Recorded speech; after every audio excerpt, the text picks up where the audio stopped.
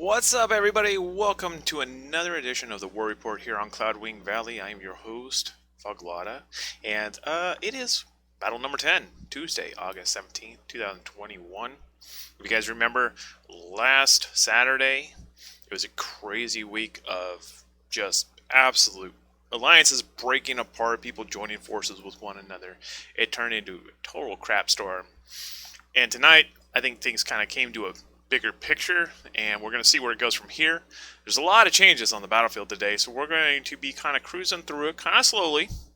There's a whole lot of fighting going on, so I hope everybody enjoyed the content. This was the most activity I've seen in a long time on the server, and it's really cool to see. So thank you all for coming out. Thank you for putting up the good content for everybody involved. It definitely was an interesting evening. So let's jump into some announcements real quick. I know you guys look forward to that. We got a couple dates coming up. First of all, August 24th. That's next week, I believe, right? Right? Next week? Maybe? Is my week right? Yep. So a week from today, Dai Chang opens. So who's going to be in that capital city that first week? Well, this Saturday is going to decide that. If the cohorts continue their trend of consuming everything moving west, who knows, maybe the cohorts will have another capital city on their hands. One more time that they can get scorned. But maybe they'll actually get the title this season. I don't know. We'll see. But all I do know is those cohorts have been coming to work. So let's go ahead and continue on out. We do have Imperial Dawn September 7th. September 18th is the last battle of Season 8. From there, we have the Alliance changes. Now, there was quite a bit of movement in the Alliance scene this week. This is less than there was on Saturday, but still quite a bit of Alliance changes. So Hurt joined True Sith tonight just after Territory Wars. Kind of confused me for a minute there. And then Nightmare left True Sith earlier in the day. And Moral Crusade went independent from war. Midway Kings went independent from war. And Leviathan started the Trinity Alliance.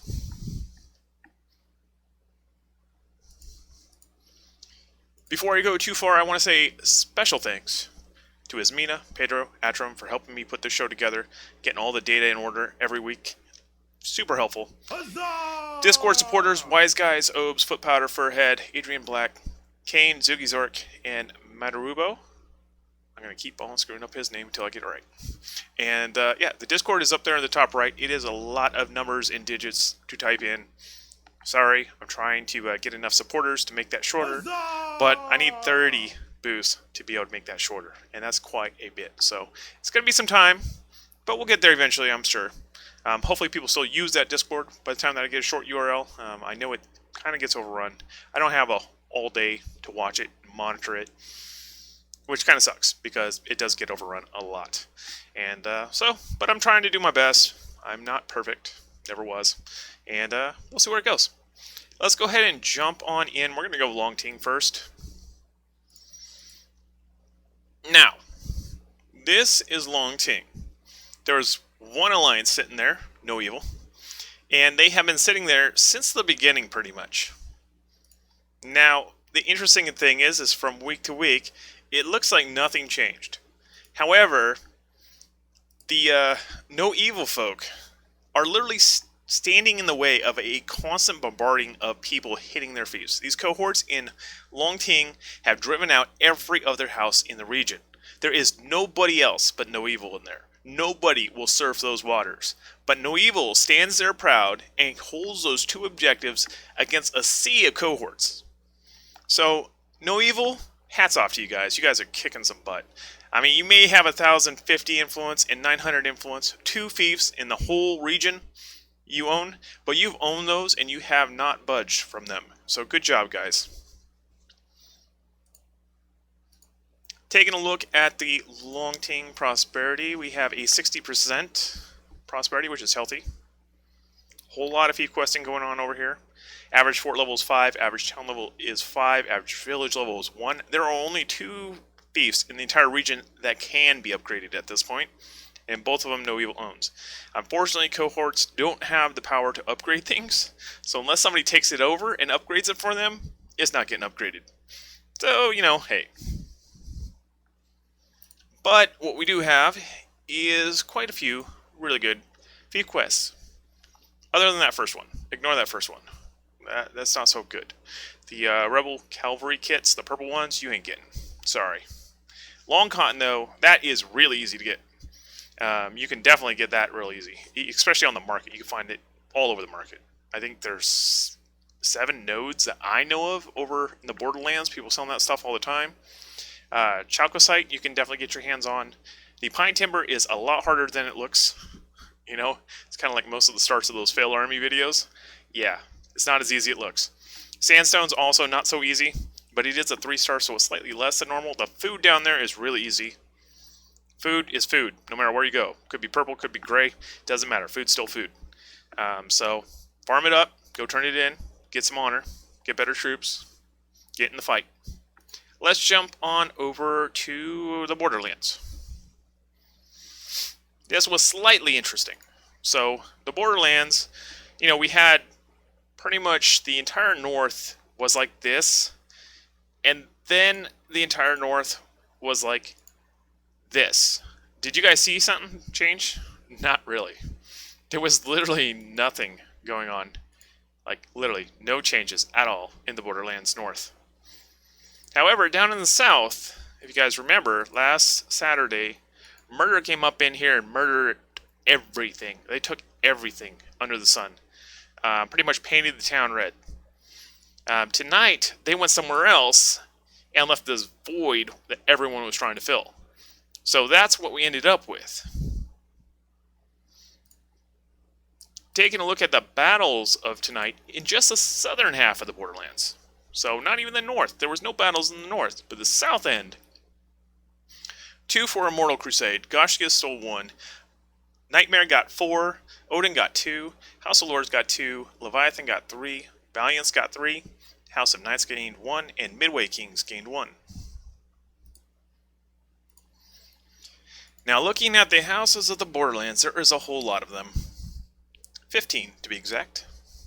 We have Goshka with 5,100 influence, Midway Kings with 4,650 influence, House of Lords 3,900 influence, Nightmare 3,000 influence, Odin 2,400 influence, Hurt 1,950 influence, Leviathan 1,950 influence, House of Squires 1,650 influence, Vigilantes 1,350 influence, Immortal Crusade 1,350 influence, Lionheart 1,200 influence, Goblins 450 influence, House of Knights 450 influence, Valiance 450 influence, and Eric Dub 300 influence. Jumping on over to the Prosperity, the Borderlands is starting to make its traditional Borderlands creep towards the bottom. It is sitting at poor. It is 100% owned by free houses. There are no legions in the Borderlands, so it's really hard for the legions to actually own anything unless they walked all the way over there and took something.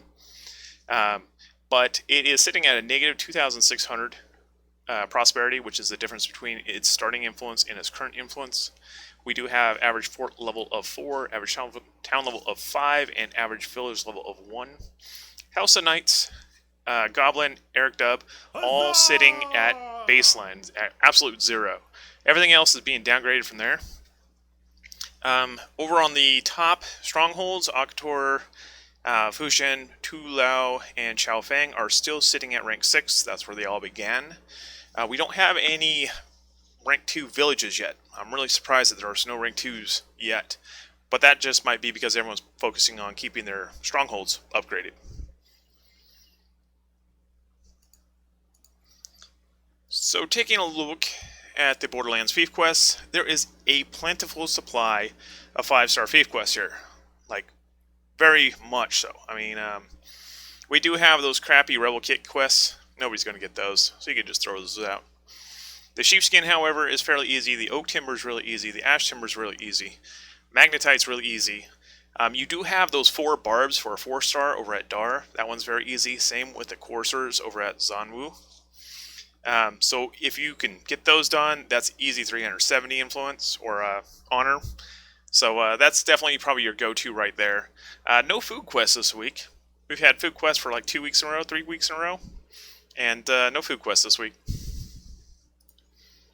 Let's go ahead and jump on up to Liang Yun. This is where the first city fight is going to take place. This is where we were looking at on Saturday. And here's where we're looking today. Look at all that blue. Cohorts did some work tonight. I mean, some real big work tonight. I didn't even realize it was going down until like halfway through the event. I was like, oh wow, look at the cohorts. And yeah, they just kind of took a sea over the whole island there.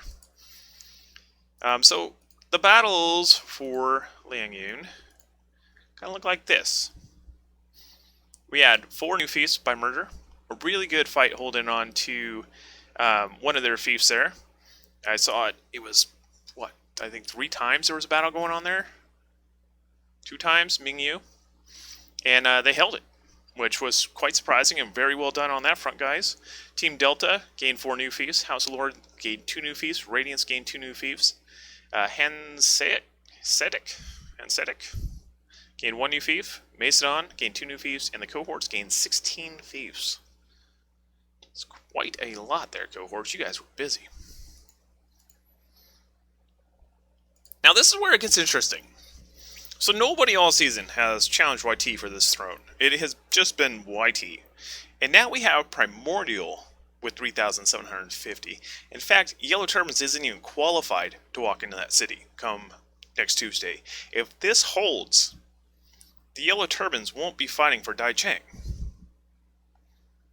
That would be insane. I can't even imagine that not happening. So earlier this season, they pretty much had this entire thing landlocked.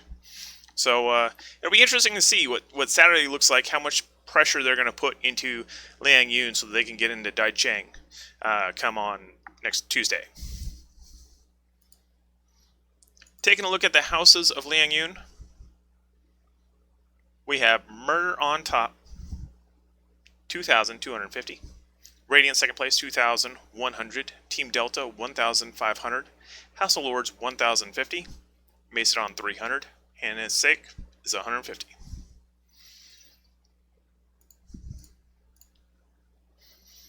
Let's take a look at that prosperity. It is poor. A whole lot of flipping going on here.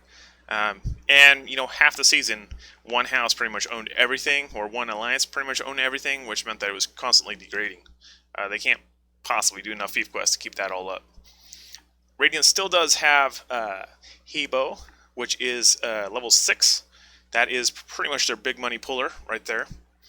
There are no rank 2 villages anymore. And we're currently sitting at negative prosperity of 1,950 per. The average fort level is 3, average town level is 3, and average village level is 1. 53% owned by free houses, 47% owned by legions.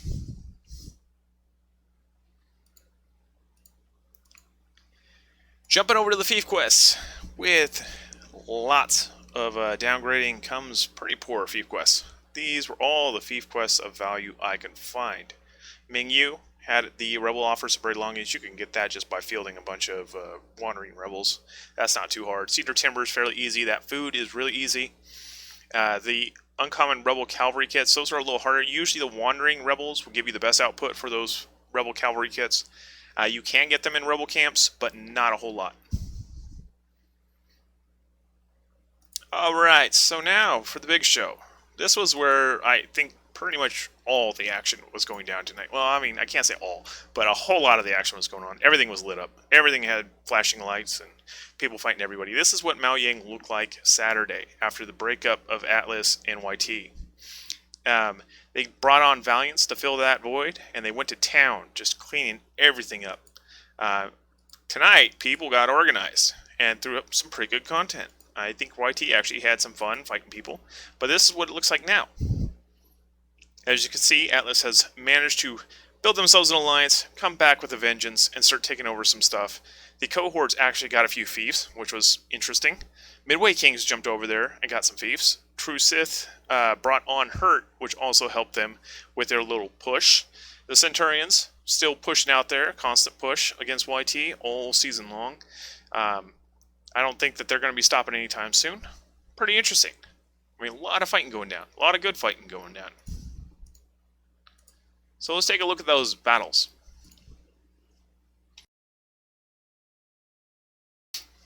Okay, on the battle board we have Radiance with 4 new fiefs, Valiance with 2 new fiefs, Warborn with 5 new fiefs, Mid Kings with 3 new fiefs, Vigilantes with 1 new fief, Macedon with 4 new fiefs, Lionheart with a new fief, Atlas with 4 new fiefs, Spartan's Glory with 1 new fief, Hurt with 2 new fiefs, and Cohorts gained a fief. Pretty interesting. Looking at the houses of Mao Yang from like 3, it's gone up to 10, plus the cohorts.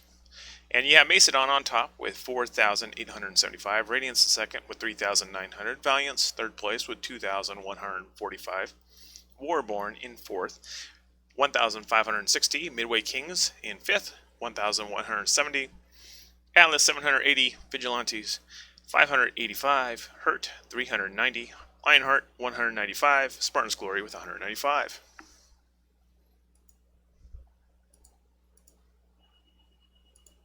Let's take a look at that race for Annaling.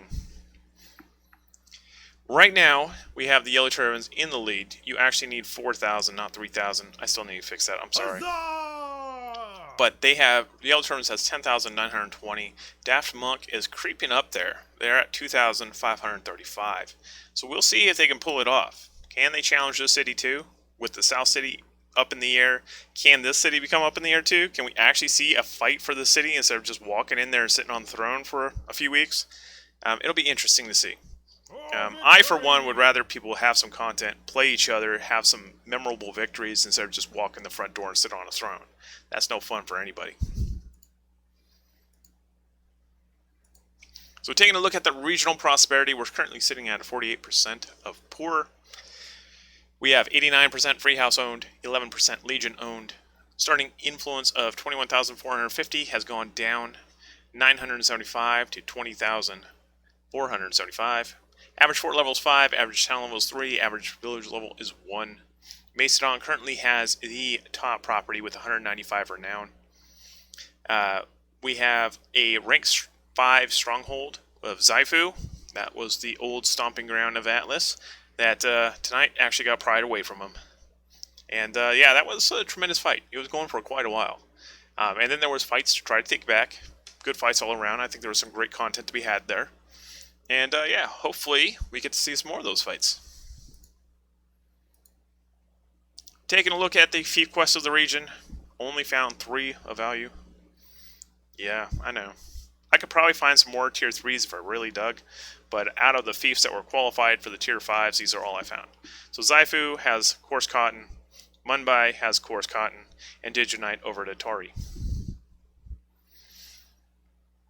Alright, this brings us around to our raffle time. Type CV, as in Cloudwing Valey. If you'd like to win the raffle, we're going to be raffling off 7 days of premium time. I know it's not much, but that's what Drew gave me. So, 7 days of premium, type CV for Cloudwing Valey.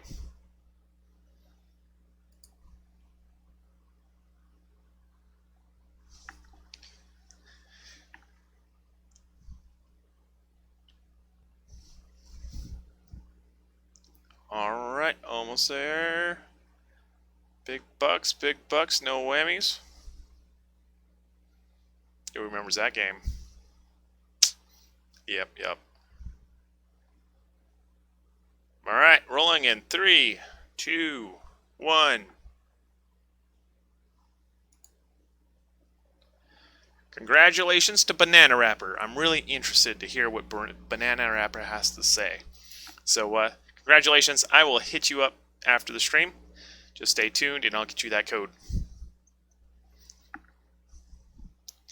Let's go ahead and jump on over to the leaderboards. First up, we have to take a look at that favorite thing of Fogg's called the top 10 renowned builders, which is currently a top 3. There are only 3 fiefs in all of the lands that are up above par. So here has the top with 300 renown with 1 fief. Speak, 1 fief, 150 renown. Macedon with 13 fiefs is actually on a positive 145 renown. So that with 13 fiefs, that's pretty tough to get it above ground. So good job on that, Macedon.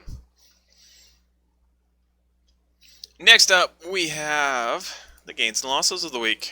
This is going to be a fun one. So top gains of the week, Macedon made a bounce back. If you didn't know, Saturday was a pretty rough night for Macedon. They lost a lot of stuff. Tonight they gained most of it back. So +6 onto the Macedon lineup there. Warborn gained 5, Midway Kings gained 4, House of Lords gained 4, Leviathan gained 3, Atlas gained 3, Odin gained 2, Hurt gained 2, Nightmare gained 2, and Immortal Crusade gained 2. On the biggest losses of the night board, Radiance lost 26 fiefs, Valiance lost 12 fiefs, Murder lost 11 fiefs, Team Delta lost 5 fiefs, and First Order lost 1 fief.